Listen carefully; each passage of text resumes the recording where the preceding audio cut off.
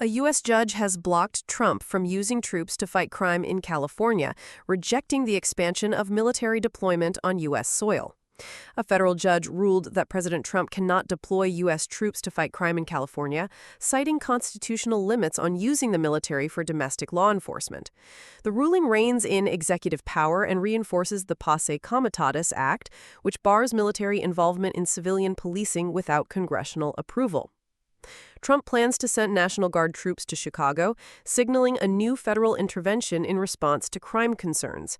Amid rising concerns over crime, Trump announced plans to send National Guard troops to Chicago. Supporters argue it's necessary for public safety, while critics see it as federal overreach into local policing. Bipartisan lawmakers are urging a vote to release Jeffrey Epstein files, intensifying pressure for transparency in the federal investigation. Lawmakers from both parties are demanding that sealed files related to Jeffrey Epstein be made public.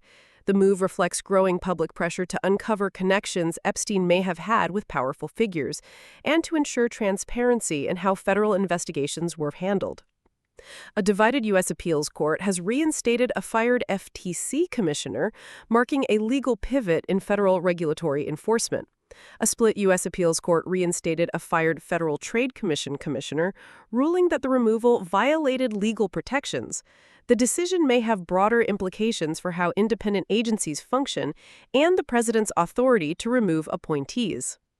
Trump announces relocation of Space Command headquarters from Colorado to Alabama, reshaping U.S. military space infrastructure.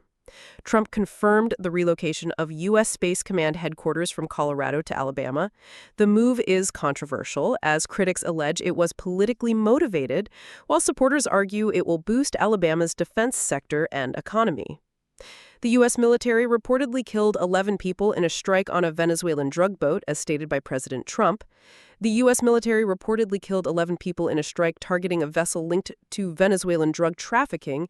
Trump highlighted the operation as part of his administration's hard stance on international crime, though human rights advocates are pressing for details on human civilian casualties.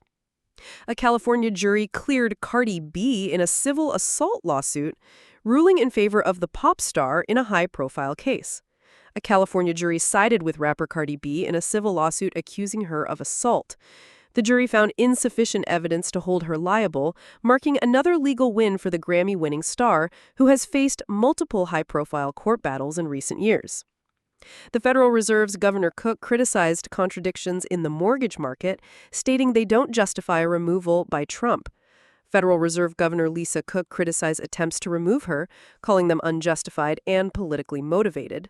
Her remarks underline growing tensions between the White House and the Fed, especially on mortgage and housing policies.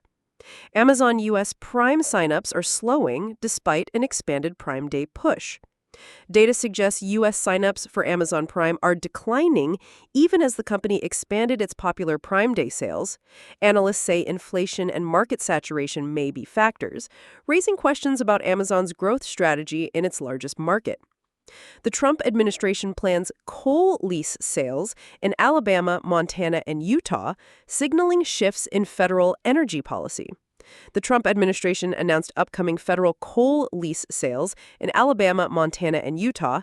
Environmental groups condemned the move, arguing it contradicts climate goals, while the administration framed it as part of its pro-energy, pro-jobs agenda.